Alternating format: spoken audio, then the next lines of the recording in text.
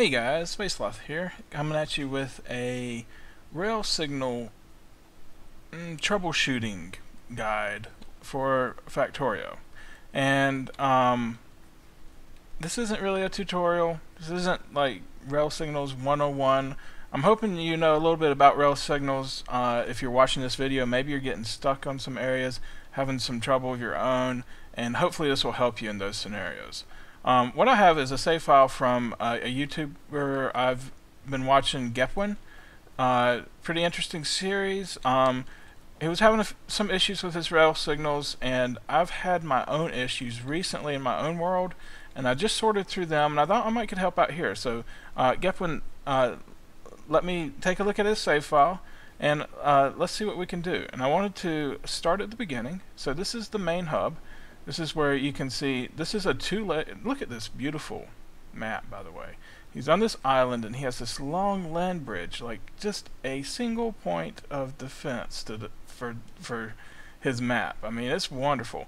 It is a little treacherous if you're trying to walk down this railway line while trains are coming back and forth, but it is a beautiful map. So this is a two-way stretch of track, which means a few things. First of all, you'll notice like many times with intersections, you have signal before and signals after the intersection, right? That's just sort of a standard thing, and we're going to take a look at that some in this video. Cases where you want them, cases where you don't need them, cases where you don't want them. This is a good example of a case where you don't really need it. The reason we don't need this signal before the intersection is because all trains coming into the station are controlled by these two switches. This switch says trains leave going this way, and this switch says trains come in this way, which gives us a one-way loop, right? Clockwise. So given that trains are coming, usually you want switches before a merger, right?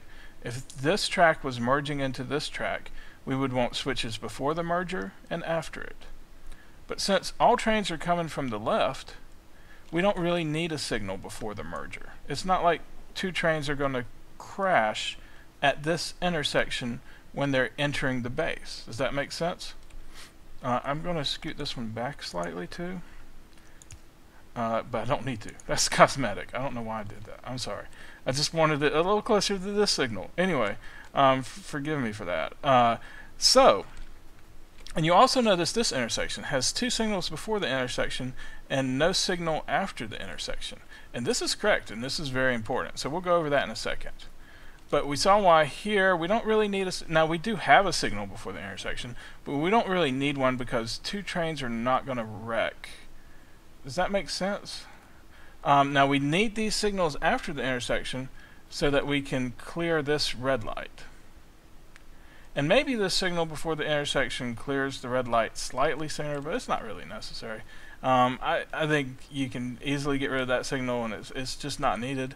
Here we do want signals before the intersection because two trains could crash because they're coming from separate directions on separate tracks. So we do need the signals before the intersection, and we do need the one after it to clear these signals as soon as possible. We have this signal up here, which serves a purpose. This signal allows a train to queue up here because if something's causing trouble further up the line and this signal's red and a train's going to get stuck down here, the train's going to get stuck at the intersection and block the intersection unless we have this signal here. So this signal's good. This signal for exiting the station's good. And the reason we don't want a signal, let's say right here, right, which sometimes you'll see, is because if we have a signal here, we could have a train exiting the intersection while a train's coming up the bridge. And what's going to happen is this signal will be red if a train's coming up the bridge. And the train exiting the station is going to get stuck at this red signal. And I'm going to take it down before that happens. It's going to get stuck at this red signal, and the train coming up the bridge is going to get stuck at the red signal, and they're going to be gridlocked. So not having a signal after this intersection avoids gridlock. And so for the entire length of this two-way track, we want to have no signals. I'm zooming out so I can have plenty of warning for when a train is getting ready to crush me. Now this is great. I mean, this is not great, but this is beautiful example of why of the next point. This is an example of gridlock on circles. And you get gridlock on circles when you allow two trains on a circle at the same time. You're not always going to get gridlock on circles when you do that, but you introduce the possibility of gridlock on your circles if you have switches on the inside of your or outsides of your circles. If you have switches around your circles, you can get gridlock. So, in order to do, let's have a little bit of fun here. Bang. So, let's remove these switches from the inside of the circles. No, it's going crazy now. And now what we're going to see is no more gridlock in, well, remove this one. No more gridlock inside our circle. So we saw for this long land bridge we had no signal, and for the circle we have no signal. That means when a train leaves this station, it's going to prevent a train from going on the circle or entering the station. It's going to prevent trains from going along this whole length of track, including the circles, until it has cleared this signal. And you'll notice here, these are, now, and you might be looking at this track saying, what's that for? Well, these signals right here and here identify these tracks as one way, right? So this is one way south, this is one way north, and if the only way for the train to leave this circle is this one way south, what that means is if a train's coming down here and it goes clockwise around this circle, it can't go south. It can't leave there. So that's why this extra little loop is introduced, so that a train can come here, go to the right, and this turns the train around so it's going counterclockwise along the circle and can then exit. Yeah. What we have here is a cutout, and this creates two separate tracks, right? And in this case, these are one-way tracks. This is one-way south, one-way north. We're going to look at changing this to two-way tracks, and the reason is these cutouts can serve two different purposes. They can be cutouts to allow on a two-way track, on a two-way single track, you can have a cutout that allows two trains to pass each other, right? So that's one purpose. The other purpose is on a one-way track, you can have a cutout to allow for an unloading station. But what we have here is on a two-way track, we have a cutout that is a loading station and, let me stop this for a second.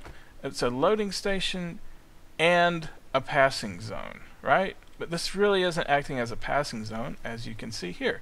This train has no choice, but when this one's loading, and I did stop it, but if this, if a train's sitting here loading, this train cannot choose to come on this lower path. We're going to change that. So you get moving again. There's another loading zone down here that's a cutout that we're going to change into having two purposes too. This may give us some issues. I hope not. Now these signals can give us some problems too, right?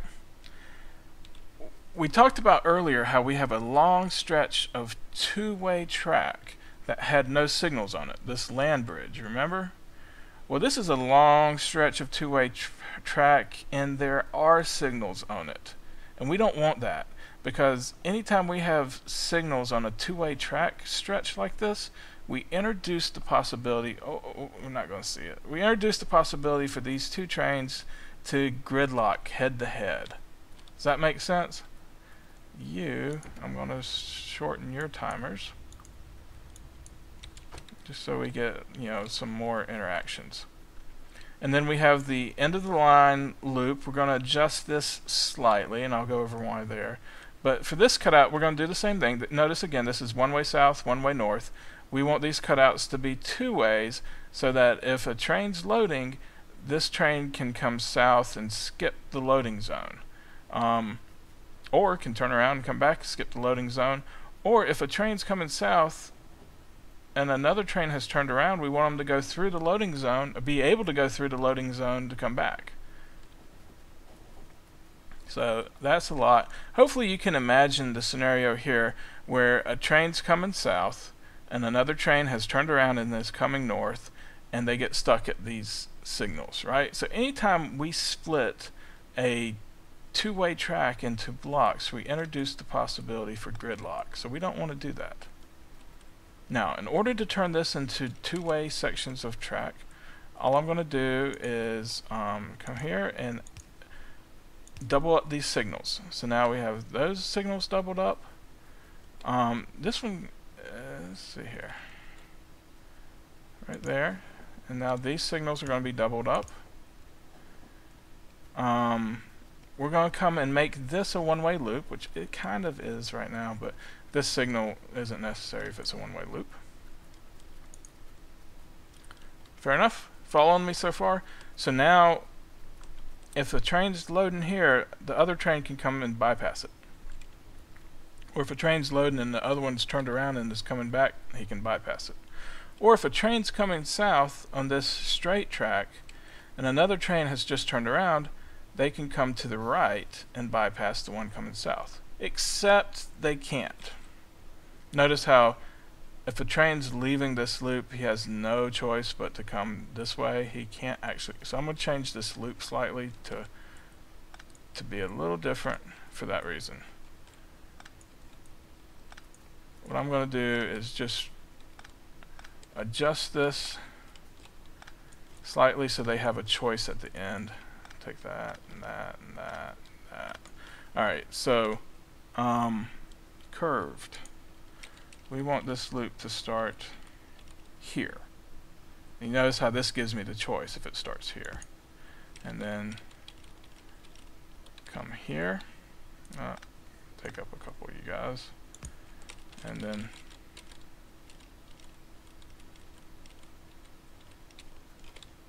here, here, here, here, here, here. Then we'll do the straightaway. Add in our cornery bits.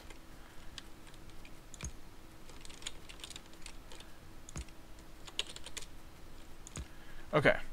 Now we do want to keep this one way, so we're going to say trains. Let's see, this is going to be on the right. Trains can come here and can exit. Oops, that way.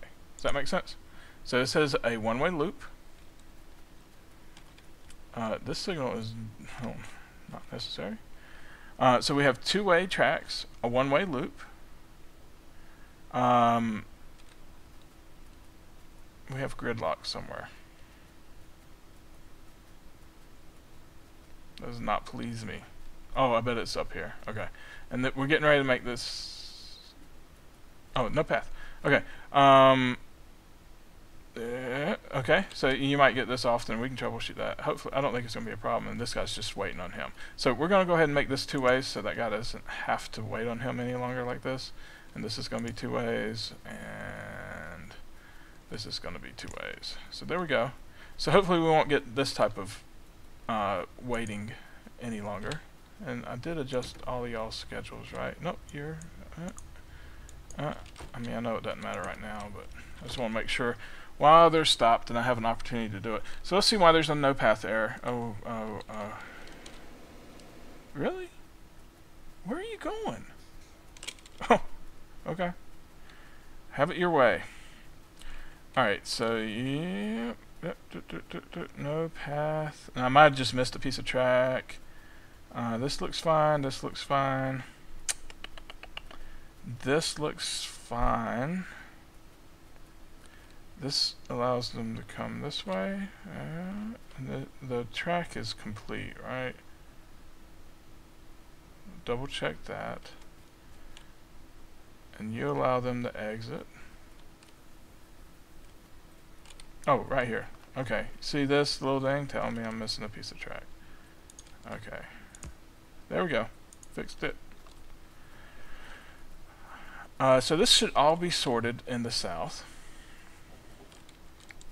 You notice how this guy's stopping, but he could just go on by. This should all be sorted. Oh, yeah. This should all be sorted, but if I can be quick enough and grab this piece of track I'm going to redo this loop. So what you'll see is I'll have a simpler solution. You may not like it. You might change this back. What I find many times in my playthroughs is I'll mess with my tracks. I'll come up with a better solution for them, and then I'll keep what I had because it's got character. And this has some character. So you might like what I do, but then say, well, this had more character, and I'm going to keep it. But now, at least we've explored some better options. And this might help somebody else who's having some trouble, because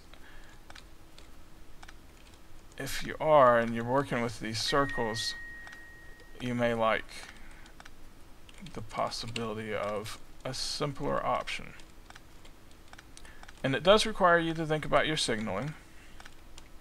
But what we're going to do here is take this up, is instead of have a loop, we're going to have nothing. Huh? Bear with me.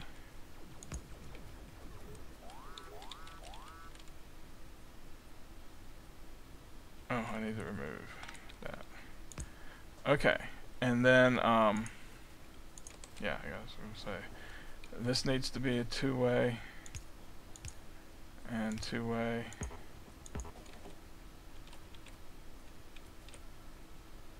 There. Okay. Okay, they're still running. Good. This is looking good. Okay. So what this means now, you can still branch off and go to the right. And I know that's what the circle junction was for, is to allow you to easily branch off. Well, you can still branch off and go to the right, but for instance, like if you branched off here, you got to be careful, because branching off here, the signals, like I said, you just got to think through them. And this may be perfectly fine, but thinking through it, you got to say, okay, if I block this off with signals, right? This is two ways, so I want to do it like this. I want to... having a signal on a two-way stretch of track is just a bad idea, right? And we talked about this. Like if you block this off completely and then said, okay, and allow a train to come here, right? Let's do that. What might happen is you got a train that comes here and a train that comes up, and they get stuck right here. Does that make sense? You really don't want signals on the two-way track. And we can wait and see. Those trains are following too closely together, I think, to really... I'm going to have to stop you for a second. Let him come through. 5, 4, 3, 2, go. Maybe now we'll see them get into trouble with this intersection. If not, I'll just go on. And I know it just got really dark, so I'm going to actually pause the video until the day comes, so I'll be right back. Okay, the day is back. I have not seen any gridlock issues yet, but I think this is a possible gridlock problem. I think what I might do if I had to branch off from here is this instead. But you know, people, let me know what y'all think. I think this is a better point. After those signals, I would branch off like this, personally, because you already are branching off here, if that makes sense. You know, this is wait, and these should not be here. Yeah, I would branch off like this. Definitely. That's just my gut instinct. And let me, well, I mean, this is not gonna stay, but you know, and then signal it off right here. That's the way I would branch off, and I think that you also have some freedom to come and I believe do this to join that, so that if you're coming back you can go either way, if that makes sense, like that. So I think that's the type of intersection I might look at doing. It would take some thought, but just an idea. Alternatively, the biggest problem we were having with the circle intersection is space, I believe. So you might just scoot it over a notch. Does that make sense? But maybe we'll just, you know, these are always fun to figure out, but well, and see, and again, the problem is space, because this is going to be south of, I don't know, I just don't feel like we got enough space in this little area for that circle intersection. Of course, I mean, it was, if you're going to keep it the way it was, though, I would not put signals on the inside. Like I said, I would block off the signals here and up at the base and just make it all one block. I think that will work better.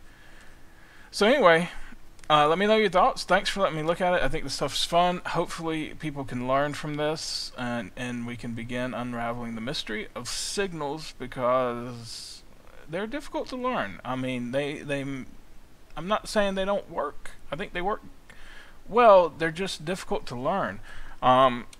So hopefully with sharing some knowledge, we'll get to know more, and we'll see. Thanks for watching. Bye.